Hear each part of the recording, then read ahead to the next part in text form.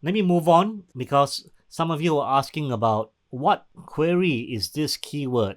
Is it commercial? How do I know it's commercial? What does it mean? And so on and so forth. Well, this is where we get to sharpen out our skills on user intent. I want you to pay attention over here, because these allows you to classify and sort your keywords into different buckets. So let's look at it from a left to right positioning. First is the search category, and there are three. There's do, which is transactional, there's know, that's informational, and there's go, which is navigational. So there's do, transact, I want to know more, information, I want to go, navigation. So based on search category, what is the user intent? If it's transactional, it's to buy a product or service. If it's informational, it's to learn more about a subject or answer to a question. If it's navigational, it is to visit a specific website. I think it's all fairly self-exploratory. And what's the example given over here? Start up a PR agency could be transactional, whereas how to email a press release is more of informational. In fact, how to is popularly known as informational. And that's the reason why startup PR agency is transactional. Now let's explore this a little bit so make you understand. My question to you is, which of these words suggests that it is transactional, meaning they want to buy a product or a service? Agency, isn't it? Because an agency can only be hired because they provide a service, and it would not be transactional had the query been startup PR, meaning public relations. Similarly, if I were to get rid of the word startup and query was public relations, this is not a transactional query. This is a topical query. This is informational. What transformed this keyword, public relations, into transactional is the addition of the word agency. So what do I call this word? I call this word, in my own words, commercial qualifier. Therefore, to categorize a word or keyword as transactional, you want to see evidence of a commercial qualifier. Now, what other words make up qualifier? Maybe the word lessons, classes, firm, company, because all these point to services where you can pay to have a service rendered to you, and therefore all these, every single one of these, are commercial qualifier, and therefore the existence of a commercial qualifier in a keyword phrase or in a search phrase classifies this keyword as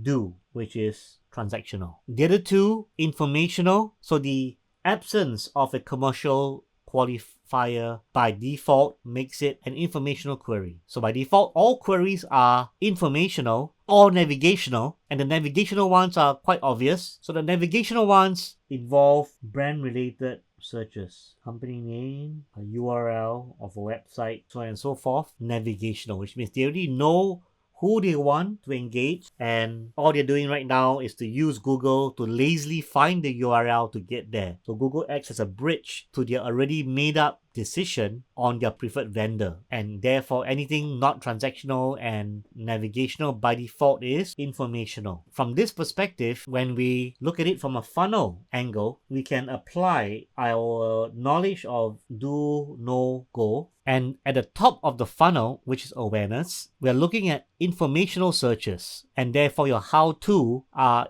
effectively working towards building awareness. In this example, it says, how do I get media coverage? Then at the middle of the funnel, they are looking at qualified vendors who are good at what they do in this area, which is answering the query, how do I get media coverage? Hire a PR company, and query PR agency for startups becomes a transactional search. The last part, which is the purchase, is where the prospect has made a decision and they just want to navigate to the website to make a purchase, and that's therefore defined as navigational search. Looking at the funnel, we have awareness, we have consideration, and purchase. And what we're saying here is that it starts with info search. Here they decide to make the purchase decision, and here is where they navigate. If you take this template and I translate this to my niche, for example, and let's say I just follow how do I as a starting point, then we're looking at a content which is how do I obtain a private pilot license, and this is awareness. So it's a topic that covers how do I obtain a private pilot license, and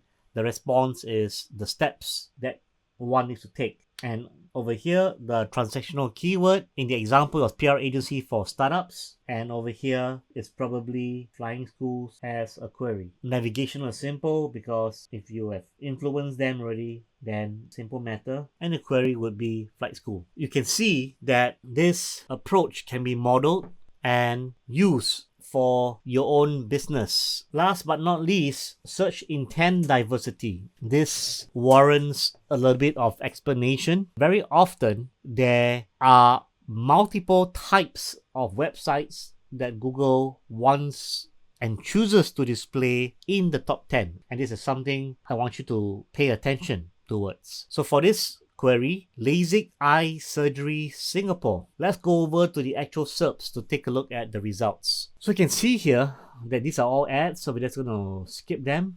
Google search results, Google Maps, people also ask. This is a clinic, also clinic, government related but clinic nonetheless. And it's interesting. It's a blog. Best in Singapore, also a blog of sorts. Dr. X Dentist, very similar. Directory, Today Online, News, Zula.sg, Vendor, Clear Vision, the Eye Clinic, and these are essentially other websites that offer LASIK services. The point is that these few, Money Smart, Best in Singapore, Dr. X Dentist, they are basically content sites. They are not actual service providers. For this keyword, does it seem to have search intent diversity embedded into it? Yes. So these are service providers, and there are 3 of them, not counting the paid search results, but there are also 3 content guys, newspaper, and followed by 3 more solution providers. The bottom line is that we're looking at maybe 6 solution providers and 4 who are none. So what does it bring about? This brings about the concept of search intent diversity, because you need to observe the search results, and what we're saying is that it is intentional that Google doesn't bring forward for all 10 result solution providers. One would think such a query is looking for